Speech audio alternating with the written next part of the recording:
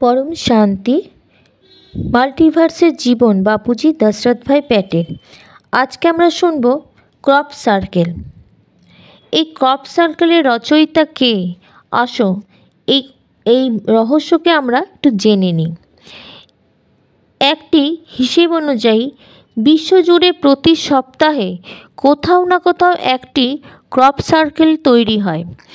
আশ্চর্যজনক কথা হলো যে জমির মধ্যে এই বিচিত্র গোলাকারের ডিজাইন রাতারাতি তৈরি হয়ে রেডি হয়ে যায়।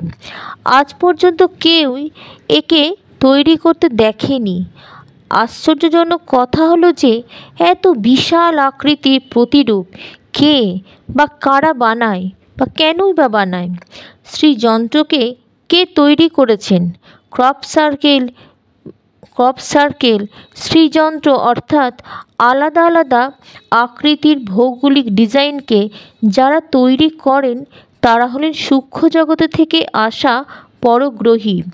তারা নিজেদের শক্তি এবং রশ্মি দিয়ে কিছু সময়ের মধ্যেই ক্রপ সার্কেল তৈরি করে ফেলে।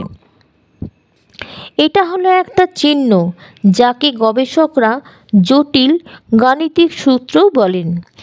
একটি চিহ্ন অনেক তথ্য প্রস্তুত করে। এই চিহ্নের দ্বারা এক পরগ্রহী অন্য পরগ্রহীদেরকে বা মানুষদেরকে নিজেদের মেসেজ পাঠান।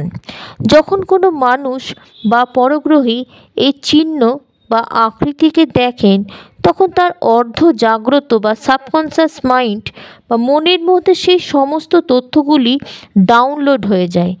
বিশেষ করে একটা কথা হলো যে এই ক্রপ সার্কেলের মাধ্যমে পরগ্রহীরা মানুষের মনের মধ্যে আগামী দুনিয়ার তথ্যগুলিকে ঢুকিয়ে দেয়।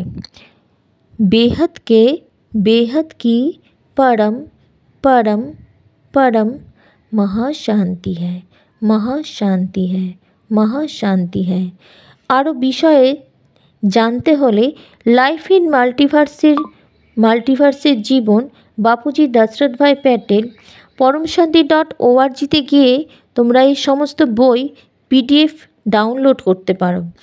25-26টা ভাষাতে এখন এটা উপলব্ধ আছে। পরম শান্তি।